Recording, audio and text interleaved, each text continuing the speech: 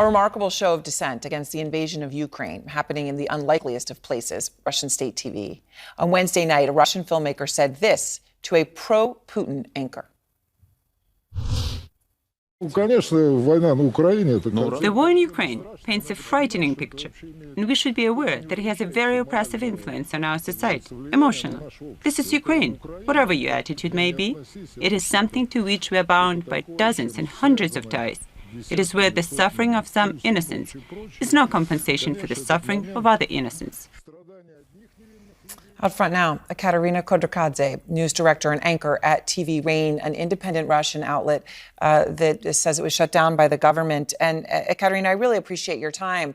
As TV Rain staff signed off, I know your network playing Swan Lake in a nod to the 1991 coup attempt of Mikhail Gorbachev, because as that coup attempt unfolded, state TV played Swan Lake.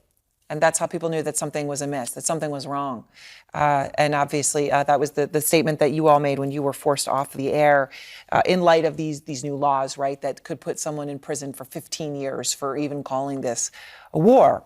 In that context, when you heard that very pro-Putin anchor interviewing somebody who had been for the Crimea invasion, as I understand it, who says the suffering of innocents are no compensation for the suffering of other innocents.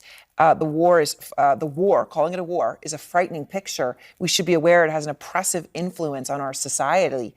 Did it surprise you to hear that? Well, first of all, thank you so much for inviting me. And answering your question, well, yes, I was surprised, because you can hear such things and such thoughts on Russian state television, but this is an exception. You can't find a lot of people, a lot of guests on this television channels who could say something like that, who could say even a couple of words about the victims of this so-called special operation.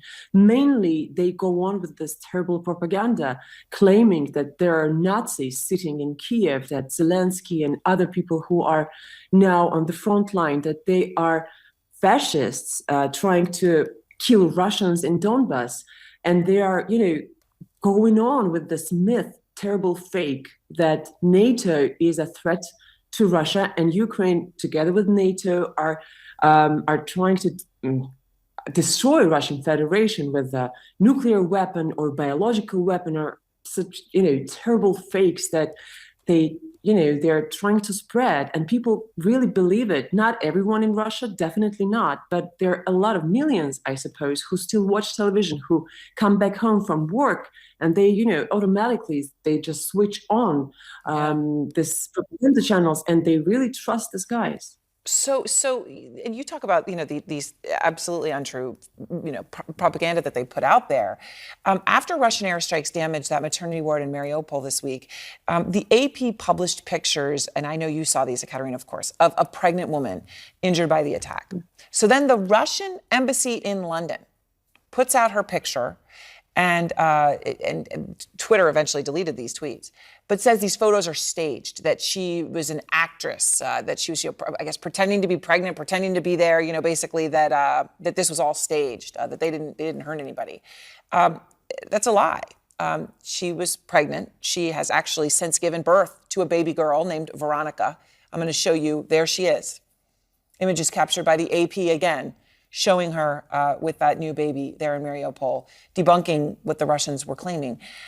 Is that kind of propaganda, putting that out and saying that that pregnant woman who gave birth to a child who was in that hospital, that she was some kind of an actress, do people believe that in Russia? Well, because they don't check information that they get. A lot of people they don't do that. They don't have a habit of checking information. There is another problem that the reliable media sources, information sources, are banned and blocked in Russia, just as TV Rain is.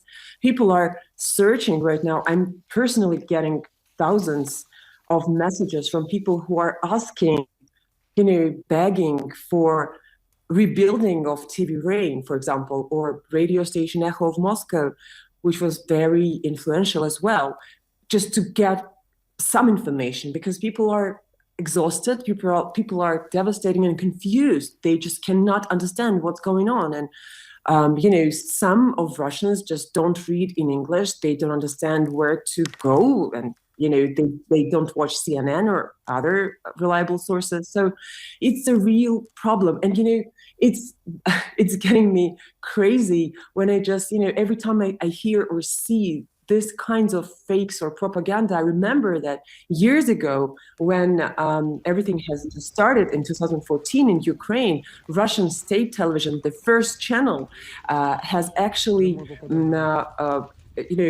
told the story about a little boy that was killed by fascists in Ukraine. And this story became the symbol of fakes. There was no boy. I mean, it was all manufactured. And, after that, I can't believe that people still switch television and they still trust these guys telling them these lies. But yeah, I mean, this is unfortunately after the years of this aggressive propaganda, 24/7 lying on screens. Yes. Some of people, unfortunately, are not defended, but against this.